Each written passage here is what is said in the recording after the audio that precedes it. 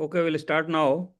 Last class, what we have done is we have taken up a few important subtopics of existentialism and tried to discuss those topics. Actually, those topics were arrived after an analysis of PYQs, uh, particularly of last 10 years. Uh, and in fact, we have identified about 9 topics, uh, out of which last week we could discuss 4 topics. So this week we will take up balance 5 topics.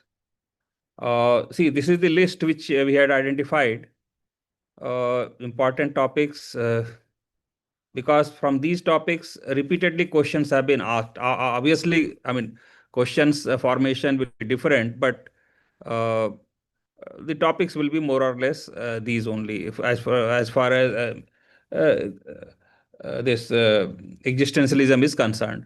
So in last week we have covered concept of Dasein metaphysics, then Kierkegaard's concept of choice, then Sartre's distinction between being for itself and being in itself, and then this is the important statement from Soren Kierkegaard that the function of prayer is not to influence God, but rather to change the nature of one who prays.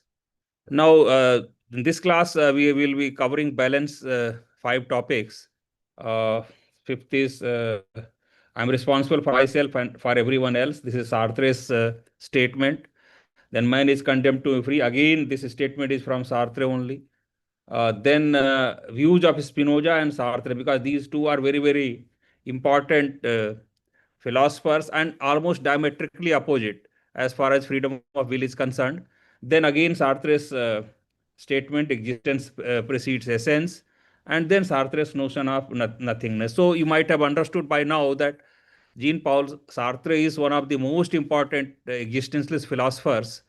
And I mean, otherwise also, if anybody is interested in philosophy, and from the UPSC point of view also. So now we'll take up these 5 uh, topics, and we'll try to cover one by. So first is, see, I am responsible for myself and for everyone else. Now the basic essence of this topic is, as Sartre says, uh, uh, I mean, he gives man total freedom for choosing, for existing, because he is a atheist. I mean, in his philosophy, there is no place for God. So since human being is central person, so he is anyway responsible for himself, and then by choices he becomes, he also responsible for others in the society. So now let us try to understand various details which are connected with this statement, and also regarding Sartre. Now, as we know, I mean, Sartre is one of the most key philosophers of existentialism. Now, his philosophy was influenced by a number of inputs. I mean, a number of uh, incidents or inputs. For example, Husserl's phenomenology, then Heidegger's being in the world, then Nietzsche's self-creation, and Marxist social critique also. So all these were influences on him. And accordingly, his philosophy, if you can see, I mean, uh, it will be visible. All these influences will be visible on him, either as a opposition or in support. He will be definitely stating uh, some views. Now, he has written important books in which his ideas appear are Being and Nothingness, and then Existentialism as is a Humanism. So these two are important books or lectures. One is lecture actually, in which his important ideas appear. Now, first, we will try to understand existence precedes essence. Now, this another topic also I have taken on this. Here, very briefly, we'll try to understand existence precedes essence, because, see, as you know, I mean, most of the philosophers, I mean, have like this. Their one topic is interrelated with other topic. So it's not that one is exclusive of other. So you have to quote a few points from one topic in other also, and they are interrelated also. So accordingly here also, so existence precedes essence in his Sartre's view. Now first point is radical freedom. So, as I told, since there is no God, so human beings are totally free. And in Sartre's view, they are radically free. I mean, totally 100% radically free to. So there is no external authority to blame. They have to be responsible for themselves. They have to choose. In fact, he has given the statement, even not choosing is also a choice. So every choice for a human being or individual represents value, responsibility. So he is responsible, or human being is responsible, or I am responsible, or he is responsible totally for himself. Now he brings in the concept of anguish. Now, if you remember, in normal existentialist philosophy, which we have taken in previous classes, we have explained all these terms, how these terms are. I mean, what the terms they mean in actually, because even though in English language they mean something, but in existential philosophy they are related with existentialism in a certain particular way. So here, for example, anguish is one word. Now, this actually indicates the weight of responsibility, because I have chosen something, so I am responsible for that. And what Sartre says, the awareness of freedom is called anguish. We feel anguish because every decision shapes who I become, and every choice proposes a value for all humans. So, thus, I mean, as example, it said that if someone chooses honesty, courage, or injustice, uh, he implicitly endorses it as a model for everyone else. And accordingly, what Sartre says, in choosing myself, I choose mankind. So this is you can now understand what was the meaning of the sentence which was given in the beginning. Now, why one should be responsible for everyone else? Little more elaboration. See, according to Sartre, values are not pre-given by God, because in Sartre's scheme of things, there is no position of God. I mean, he's atheist philosopher. So values are not pre-given by God, nature, or culture. They are created by individuals through their choices. So this is very, very, I mean, it's focused kind of philosophy. Individuals have totally free to, they are condemned to be free, they are free to choose. And that if somebody chooses, becomes responsible for that, for not only for himself, but for others also. Therefore, choosing an action is also choosing a principle. The principle is universalized through my behavior. So, therefore, I create the kind of words humans live in. So, this is basically the meaning behind Sartre's claim that every person carries responsibility for everyone else. Then there are other terms also, for forlornness and bad faith, because there is no divine guidance. If you see, all points are interrelated. So it's not that it's totally different, because in atheist philosophy, human beings are responsible for everything what happens. I mean, you cannot say that something is because of God or some divine power. So because there is no divine guidance or moral blueprint, humans face forlornness, the loneliness of decision making. Avoiding this responsibility by blaming society, fate, or nature is bad faith or self deception. This is what Sartre calls. Authenticity requires accepting the responsibility or accepting freedom and living deliberately. This is authenticity. But definitely, as it happens, any idea or any philosophy or any uh, expression or any exposition has some negative points also, some critical points also. So accordingly, if you critically evaluate this idea, Heidegger, one of the existentialists himself, criticizes Sartre for staying within metaphysics. Reversing the essence existence relation still treats human as self creating substances. So he finds contradiction in Sartre, that on the one hand, you are, basically denying the essence. On the other hand, you are saying that humans self create the substances.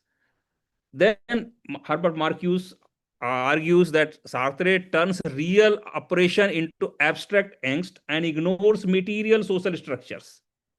So, I mean, he finds Sartre's philosophy one sided. and not a comprehensive complete, because he ignores social structures.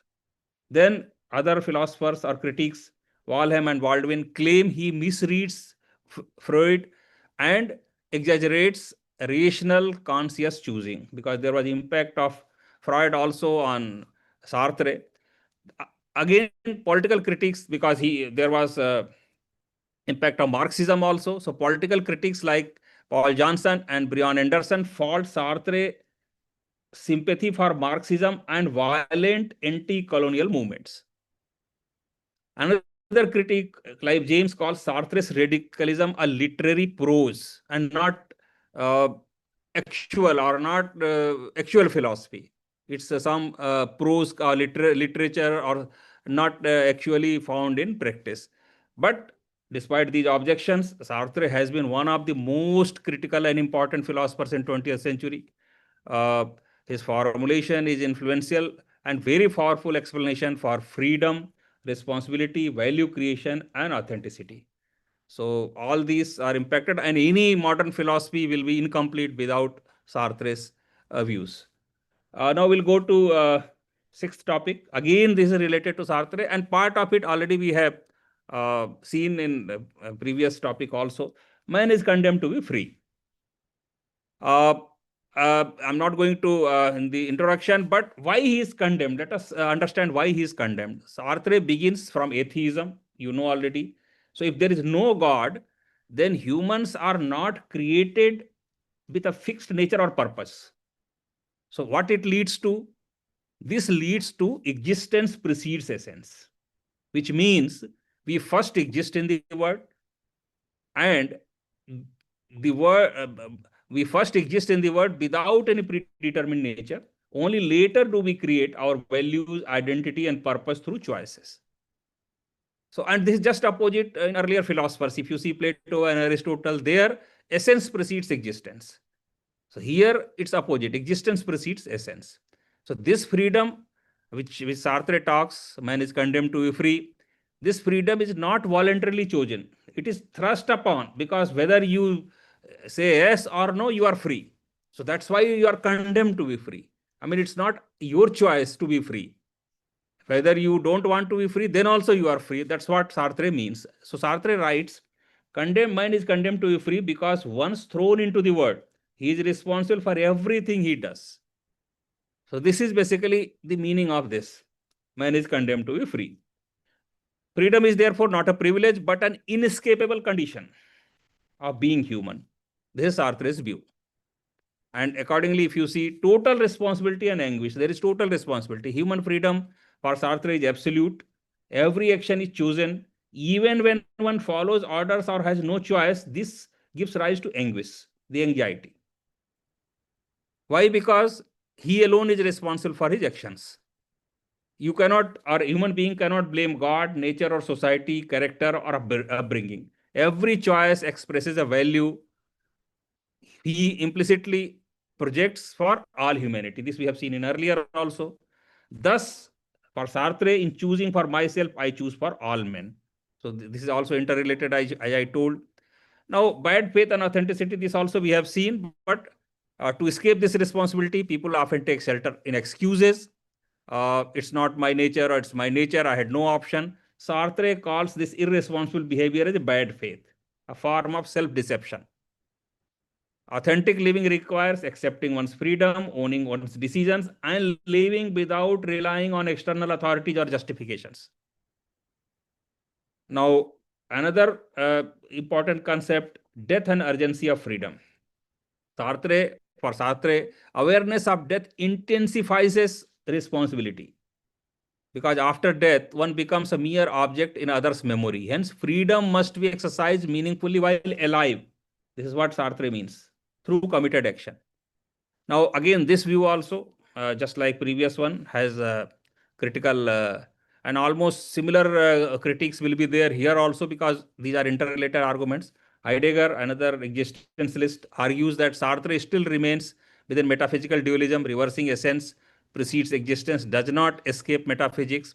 Herbert Marcuse criticizes Sartre for turning real social operation into abstract anguish, ignoring material structures because material structures, social structures also influence the human beings. Walham and Baldwin claim Sartre misreads Freud and exaggerates conscious choice. Political, again, same thing. Then Clive James dismisses Sartre's absolute freedom as a prose disconnected, it's prose, not pose, prose disconnected from practical life.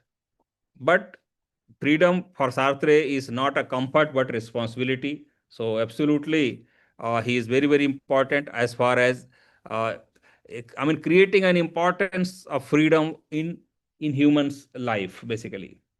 Now, another important topic in this comes, and is very, very important, and this is also comparative. And nowadays, as you know, the comparative and critical questions have increased in UPSC papers, because usually they are asking comparisons between two philosophers on the same topic, or even comparison between Indian philosophy and Western philosophy are also sometimes asked. So here we are comparing the views of Spinoza and Sartre on freedom. And as I can tell you, I mean, if you have studied the philosophy, both are diametrically opposite. Spinoza, on one hand, more or less, he believes in determinism, and Sartre, as we have seen, he believes in radical total freedom. So both are, diametrically opposite. So let us now start. Now, for Spinoza, uh, he believes in rigorous forms of determinism. Ethics is his book, in which he argues that there is only one infinite substance, and that is God or nature. Everything else, whether it is humans, animals, thoughts, events, or anything, is simply a mode of this one reality.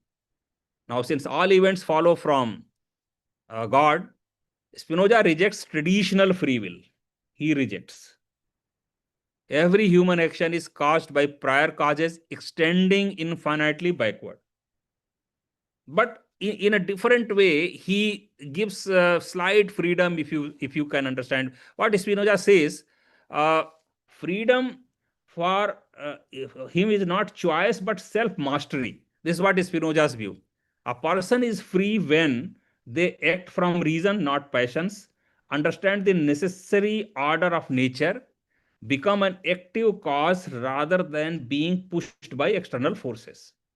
So such rational insight, I mean, basically, this is a very intellectual kind of freedom. It's not a real freedom if you see. Spinoza's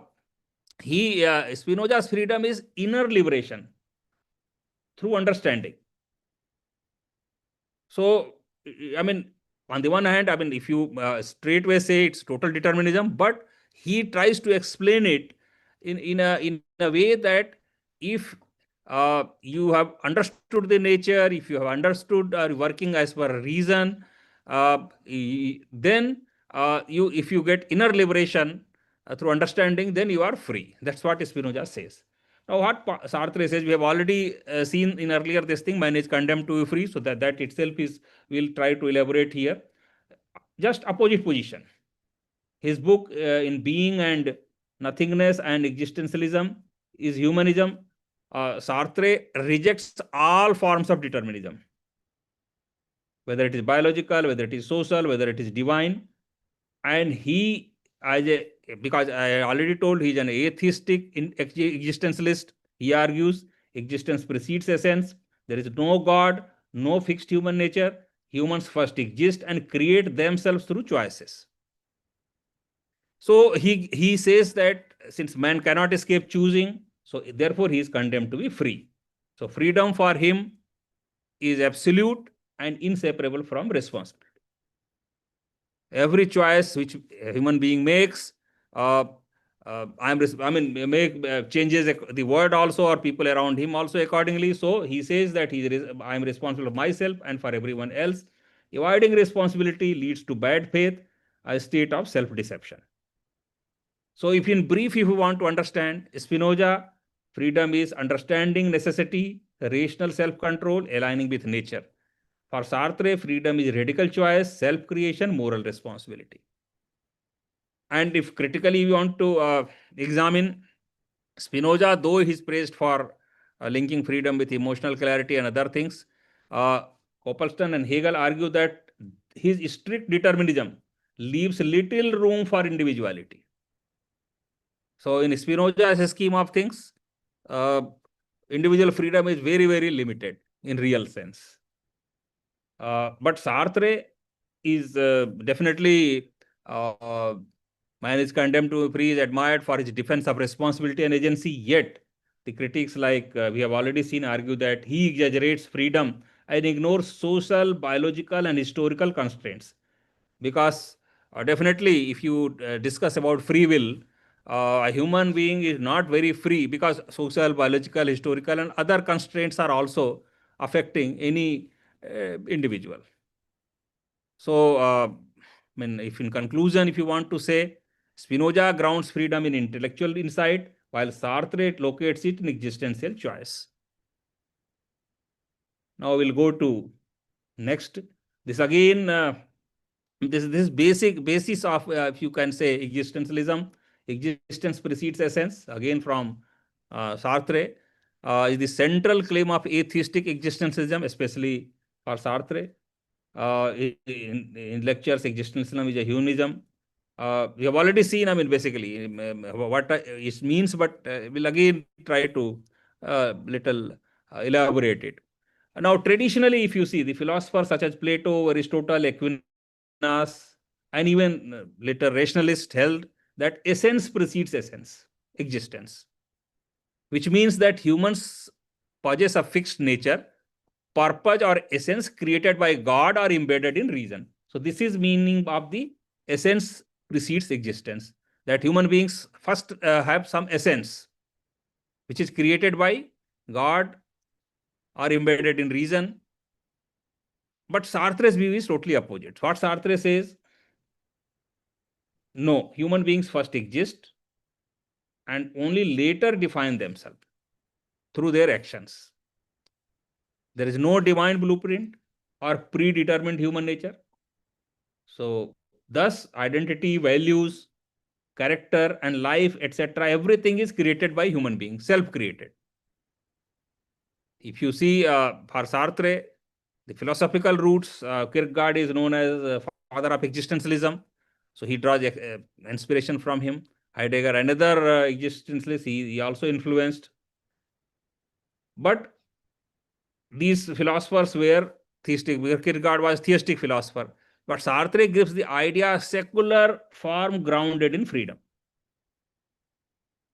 Now, example Sartre gives, we'll take up the example using paper cutter. A paper cutter is made according to designer's plan. Its essence comes before its existence, but humans have no such designer. Since Sartre rejects God, so what he says basically, if you want to understand, because since if there is some designer, then only essence will come first and existence subsequently. But if there is no designer, no God, no creator, then existence will come first and then essence will come. So this is what he says basically. So if there is no God, then humans have no fixed essence. We act first. Our essence is the sum of our choices. Now, what are the implications of this radical freedom which Sartre proposes? Humans beings are radically free. Sartre says man is not what he is and he is what he is not. So this is what again Sartre's statement.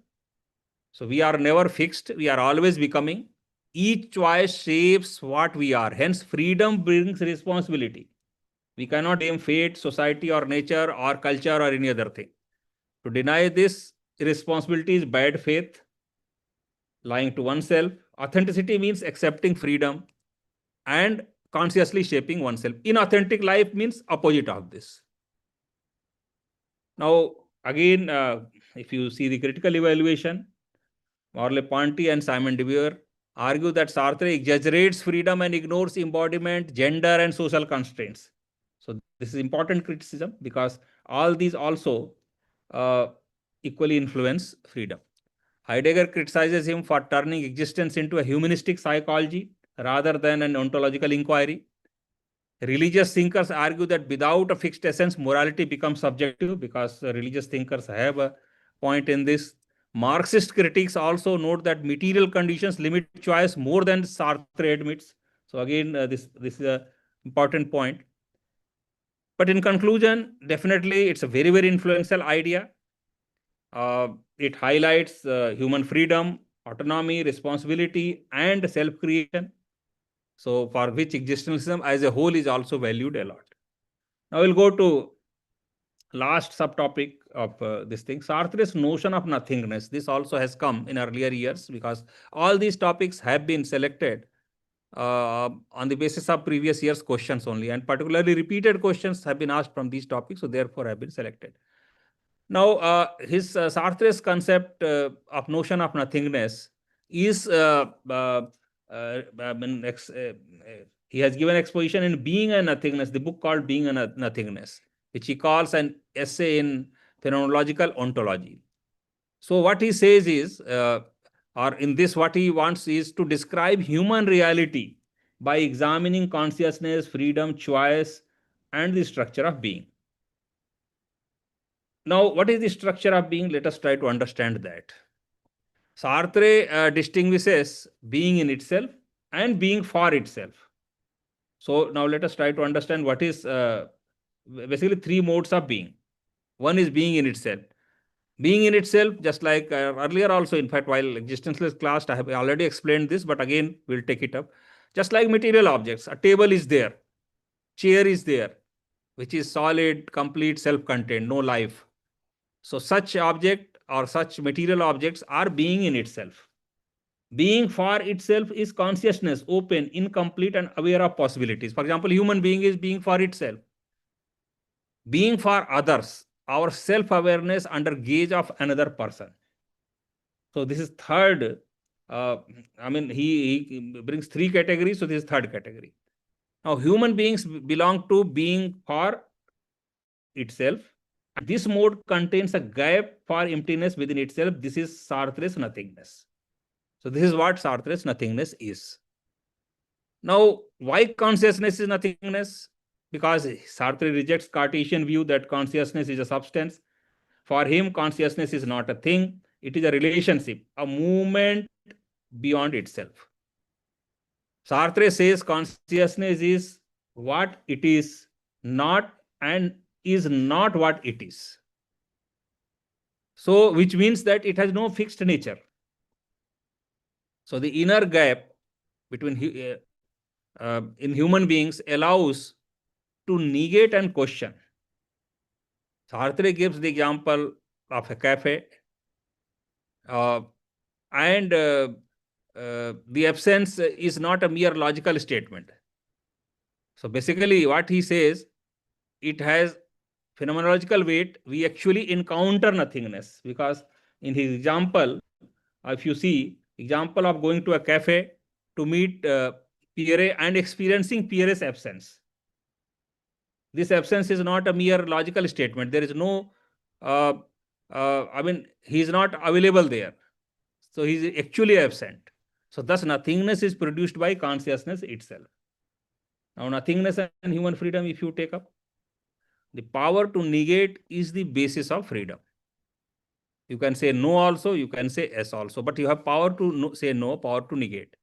So we can question what exists, imagine possibilities, and choose among them.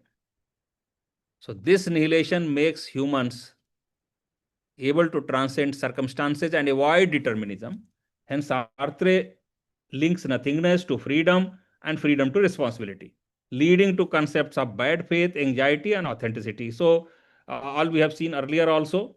So, nothingness leads to freedom, freedom leads to responsibility, and then subsequently bad faith, anxiety, authenticity, all are interrelated. Now, if you critically want to evaluate this concept, then Heidegger argued Sartre reduced nothingness to a psychological feature rather than ontological structure. Then Marley-Ponto felt Sartre exaggerated inner freedom and neglected other social and cultural conditions. Then analytical philosophers say nothingness cannot be an experience or entity. In fact, you will find some comparison with Abhav of Indian philosophy also. So that also you can quote. And while studying Indian philosophy, particularly Nyaya-Vaiseshik philosophy, because there is a category called Abhav. So that also is related. I mean, the comparative relation we can quote. Critics also argued that Sartre creates a dualism between word and consciousness. So, in conclusion, if you say, uh, now Sartre's notion of nothingness is very, very influential, particularly for explaining freedom, self awareness, and moral responsibility. It highlights how humans are not fixed beings but create meaning through conscious choices. So, now this completes our today's topics. In next class, what we will do is we will take another topic which is not very common and which should be interesting also, which should be little unknown topic also for particularly for new students. We'll try to take up and we'll try to study that. So thank you for joining today's class. Thank you.